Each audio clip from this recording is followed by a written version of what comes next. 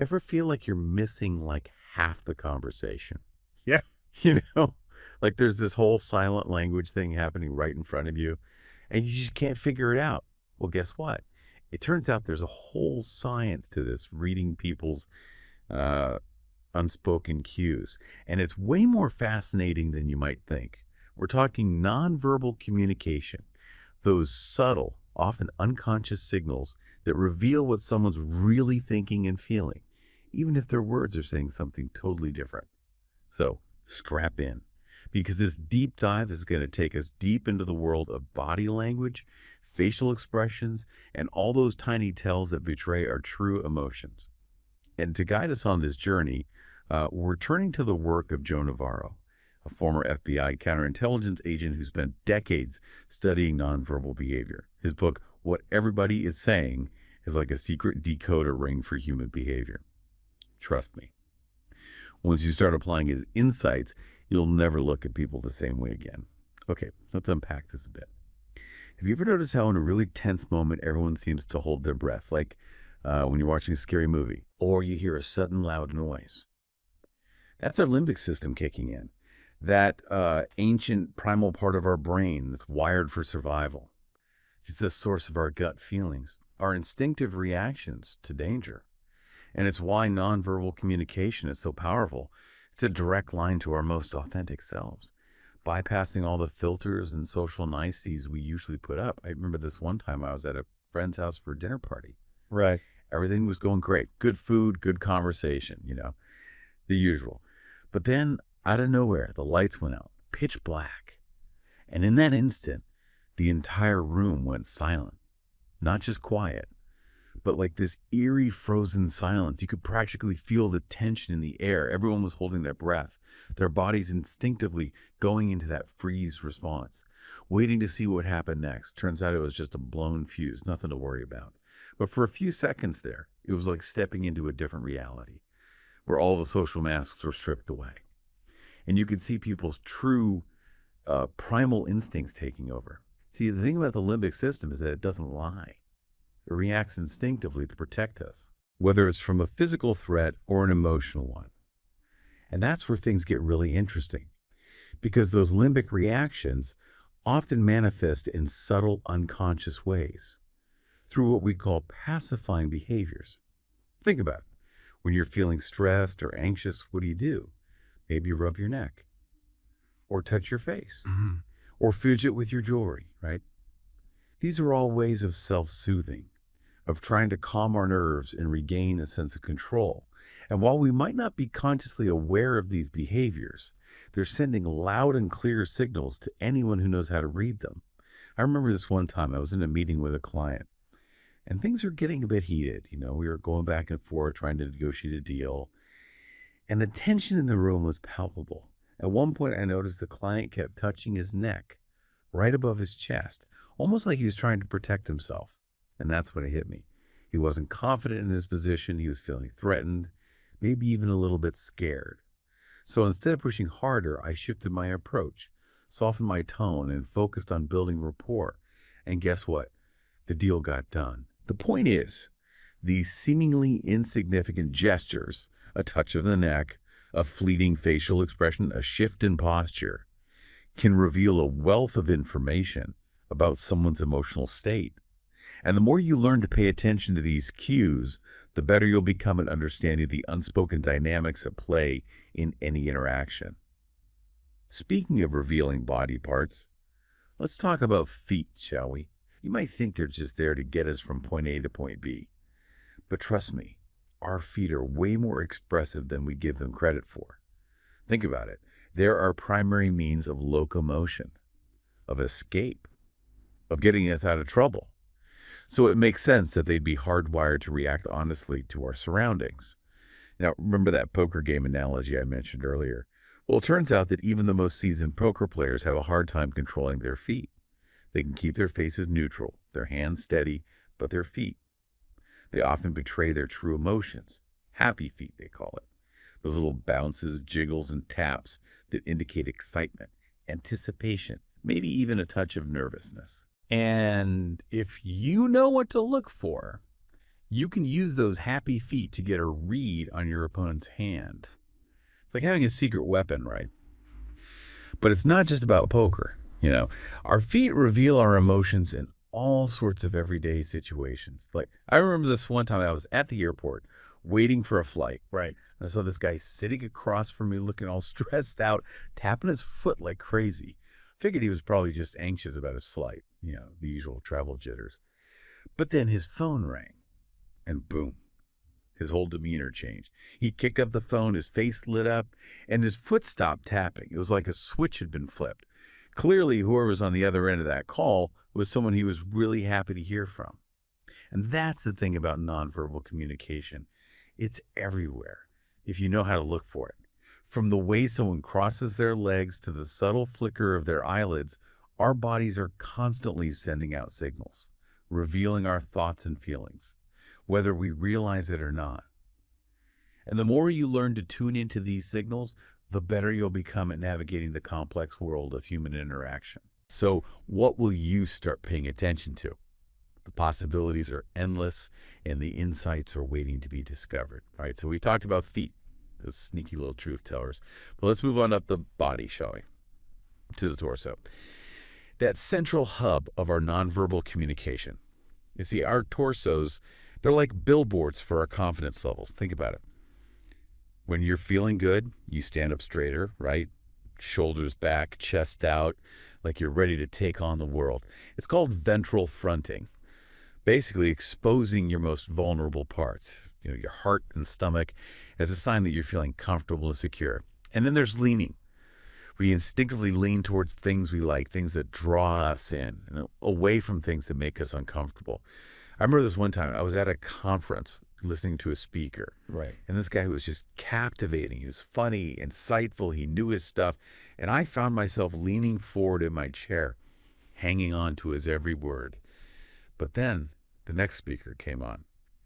And let's just say he wasn't quite as engaging. And without even realizing it, I started leaning back, crossing my arms, creating distance between myself and the stage.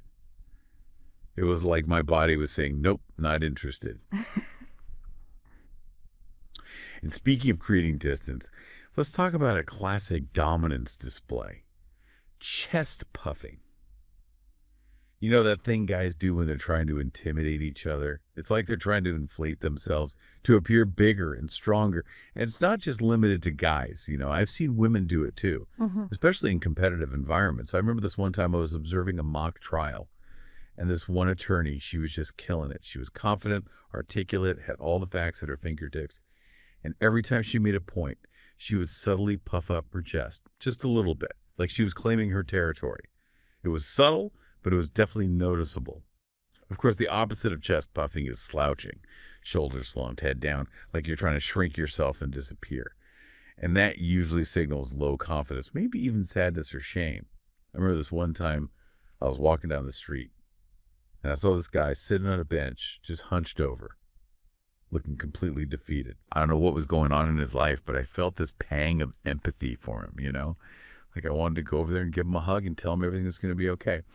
But anyway, the point is, our torsos are constantly sending out signals, reflecting our inner state, our confidence levels, our emotional well-being.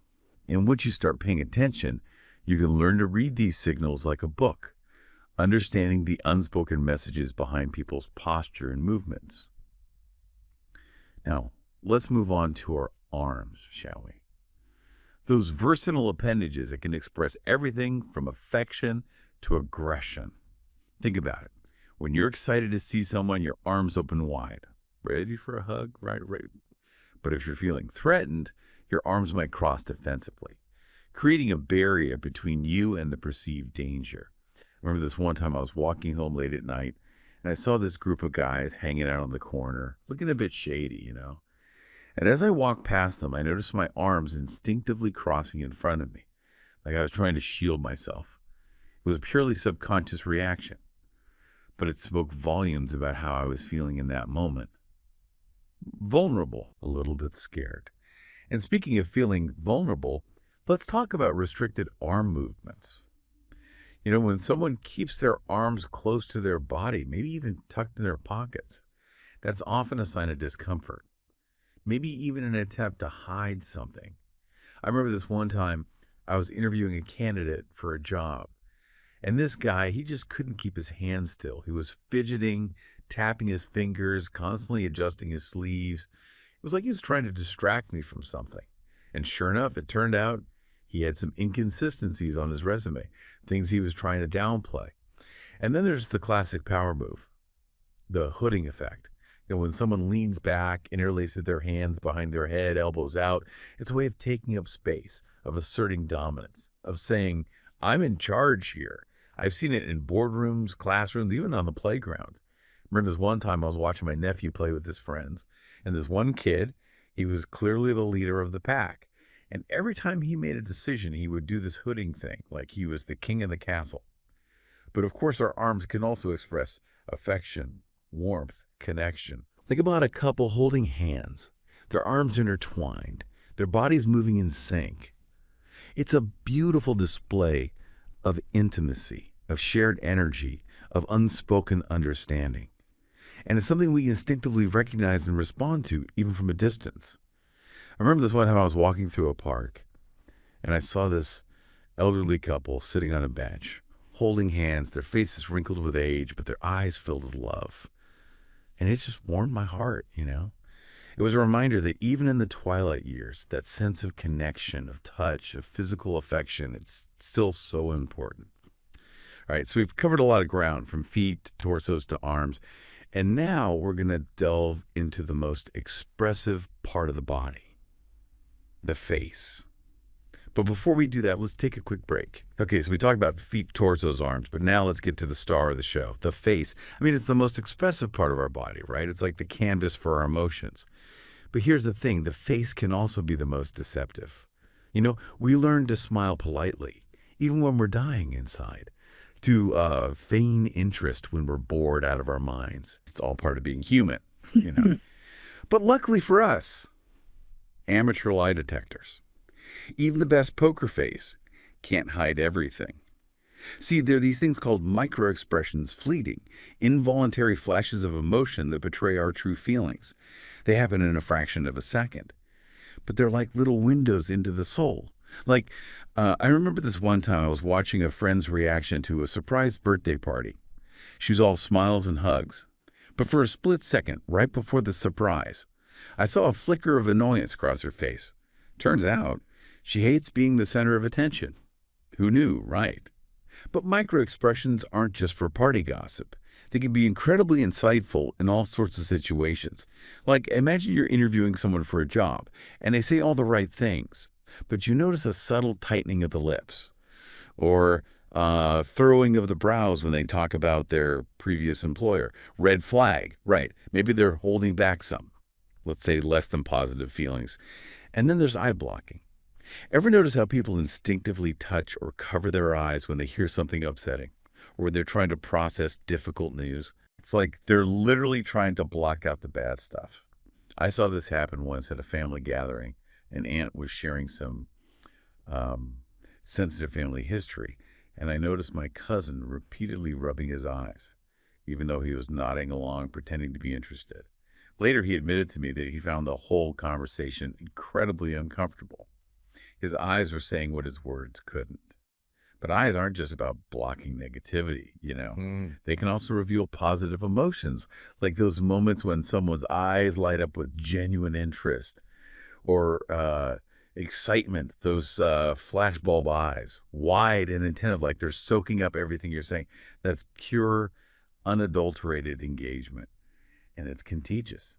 Speaking of engagement, let's talk about synchrony and asynchrony. Have you ever noticed how when two people are really comfortable with each other, their nonverbal behaviors start to mirror each other? They lean in at the same time, they nod their heads in unison, their breathing even seems to sync up. It's like they're dancing to the same unspoken rhythm. I remember observing this at a coffee shop once. Two friends were deep in conversation. Their bodies angled towards each other, their hands moving in similar gestures, their laughter erupting at the same moment. It's like watching a perfectly choreographed duet. You could just tell they were on the same wavelength, completely in sync. But then there's asynchrony, when people's nonverbal cues clash. One person's leaning in, the other's leaning back. One's all smiles, the other's got their arms crossed. It's like they're speaking different languages, and the message is clear. We're not on the same page here. I saw this happen during a tense work meeting once. Two colleagues were presenting conflicting ideas, and their body language was a battlefield. One was pacing back and forth, gesturing wildly, while the other sat rigidly in his chair, arms folded, barely making eye contact. The tension was palpable, and needless to say, the meeting didn't exactly end on a harmonious note. So what does this all mean for you? Well, for starters, it means you've got a whole new set of tools for understanding the people around you. By paying attention to those subtle nonverbal cues, from fleeting micro-expressions to overall body language, you can gain a deeper understanding of their thoughts, feelings, and intentions. And here's the best part. It's not just about being a better observer, it's about being a better communicator. By becoming more aware of your own nonverbal signals, you can learn to project confidence, build rapport, and create more authentic connections with others. So go out there, be observant, and most importantly, have fun with it. The world of nonverbal communication is full of fascinating insights. You just have to know where to look. And trust me, once you start paying attention, you'll never see the world the same way again. Thanks for joining me on this deep dive, and until next time, keep those eyes peeled.